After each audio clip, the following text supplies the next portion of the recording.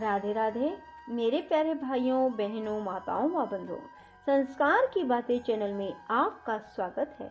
बंधुओं, आज मैं अपनी वीडियो में आपको सुनाने जा रही हूँ संकष्टी चतुर्थी व्रत कथा। बंधुओं, हर महीने कृष्ण पक्ष की चतुर्थी तिथि को संकष्टी चतुर्थी व्रत किया जाता है। बंधुओं, जो मनुष्य भी संकष्टी चतुर्थी व्रत करते हैं उनके सभी संकट दूर होते हैं और उन्हें जीवन में कभी भी आर्थिक संकटों का सामना नहीं करना पड़ता। बंधुओं, यदि कोई मनुष्य संकष्टी चतुर्थी व्रत नहीं कर पाता तो वे सिर्फ संकष्टी चतुर्थी व्रत कथा को सुन भी लेते हैं तो उनके भी सभी आर्थिक संकट दूर हो जाते हैं और जीवन में उन्हें किसी भी प्रकार के संकट का सामना नहीं करना पड़ता।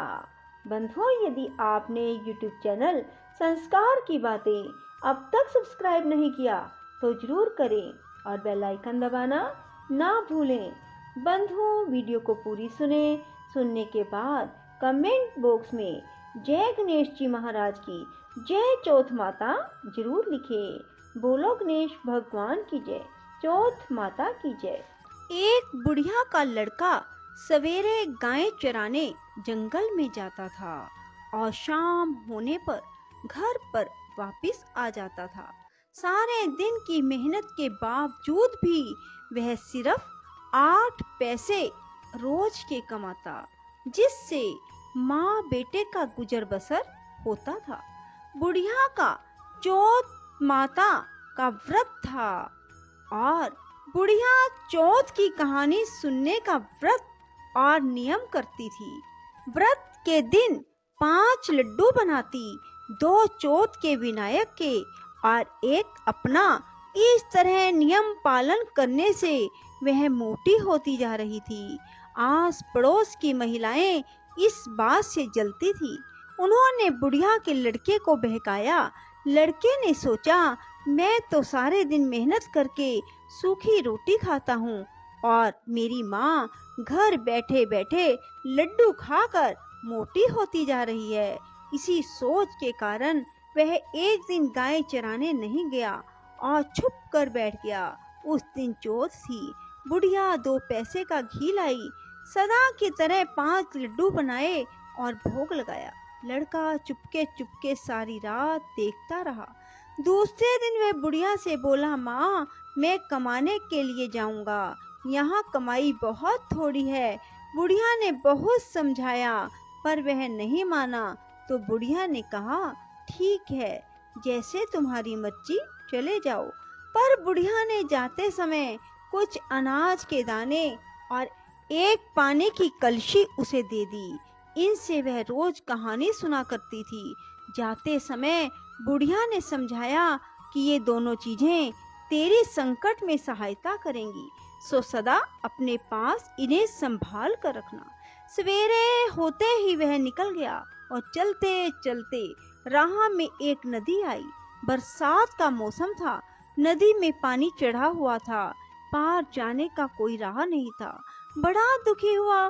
बुढ़िया की बात याद करके उसने हाथ में अनाज के दाने लिए और विनती की, हे चौथ माता, मेरी माँ मेरे लिए ही तेरा व्रत करती थी तो बहता पानी कम हो जाए और मुझे पार जाने का राह मिल जाए। इतना कहकर कलश में से पानी लेकर छींटे दिए। राह मिल गया। लड़का पार हो गया। आगे जंगल में पहुंचा तो एक शेर मिला। लड़के के होश उड़ गए। उसने झट अनाज के दाने हाथ में लिए और विनती की, हे चौथ माता, अगर मेरी माँ ने मेरे लिए व्रत किए हैं तो यह सिंह गाय बन जाए। पानी के छींटे देते ही शेर गाय बन गया और चरने लगा। लड़का आगे निकल आया। सांझ होते होते एक गांव में जा पहुंचा। गांव में घुसते ही एक बुढ़िया का घर आया। अंदर जाकर बुढ़िया से रात बिताने के लिए जगह मांगी। बुढ़िया ने दया करके हाँ भर ली। वह ठहर गया। रात को उसने देखा बुढ़िया माल पुए बनाती जा रही है और रोती जा रही है। लड़के ने अचंभा किया। बुढ़िया ने बताया, बेटा, यहाँ का राजा छठे महीने एक पकवान पकाता है और पकने के लिए हर बार एक आदमी की बलि दी जाती है। उसका नियम यह है कि बारी बारी हर घर का एक आदमी लिया जाता है। आज मेरे 7वें लड़के की बारी है, उसको आज मालपुए खिलाऊंगी। सुबह होते ही राजा का बुलावा आ जाएगा। लड़के ने कहा, माँ चिंता मत कर, कल तेरे लड़के के बदले मैं जाऊंगा। बुढ़िया ने कहा, दूसरे के बदले कौन मरता है, मैं तुझे क्यों भेजूं? लड़के ने कहा, नहीं, मैं जाऊंगा, ला मालपुए मुझे खिला दे। बुढ़िया ने मालपुए खिला दिए। लड़का खाकर सो गया। सुबह होते ही राजा का सिपाही आया। बुढ़िया ने उसे लड़के को उठाने के लिए बर्तनों की आवाज की और बड़बड़ाना शुरू किया। लड़के की आंख खुली, बात समझ गया और जाने के लिए तैयार हो गया। जाते वक्त उसने अपनी लाठी और कंबल बुढ़िया को संभलाई। कहा, मैं आकर ले जाऊंगा। बुढ़िया ने कहा, मैं संभाल कर तो रख दूंगी, पर मैंने तो गए हुए को आज तक वापस आते नहीं देखा। पर यदि तुम विश्वास रखते हो तो ठीक है, भगवान तुम्हारी रक्षा करे। लड़का चला गया। जगह पर जाकर लड़के ने देवताओं को याद किया और अनाज के दाने निकालकर पानी की घंटी ली और चौथ विनायक को याद करके अपने चारों तरफ देखा और एक चौकी पर बैठ गया। कजावा चिनकर आग लगा दी गई। तीसरे दिन कुछ कम्हारों के लड़के खेलते हुए उधर से निकले। उनके हाथ में से एक पत्थर का टुकड़ा उछलकर कजावे पर जा पड़ा। पत्थर पड़ते ही उसमें बर्तनों की टंकार निकली। बात सारे गांव में फैल गई। लोगों ने अचंभा किया। नौकर चाकर भेजे गए। कजावा खोला गया। कांसे पीतल के बर्तन निकले। भीतर से आवाज आई, भाइयों, कजावा धीरे धीरे खोलना, अंदर आदमी भी है। उन्होंने सुझाव दिया कि यदि यह आदमी की ही आवाज है तो तुम डरो मत। आखिर सारा कजावा खोल दिया गया। चौकी पर हंसता हुआ वह लड़का बैठा हुआ था। चौकी के चारों ओर जुआरे हो गए थे। पानी का कलश भरा हुआ था। राजा के पास लड़के को लाया गया। राजा ने सारा किस्सा सुनना चाहा। लड़के ने बताया कि मेरी माँ चौथ विनायक का व्रत करती थी, उसी ने आते वक्त मेरी रक्षा के लिए यह अनाज और पानी का कलश दिया। राजा ने भाग्यवान लड़का देखकर अपनी लड़की का विवाह उसके साथ कर दिया और चौथ व्रत करने का ढिंढोरा पिटवा दिया।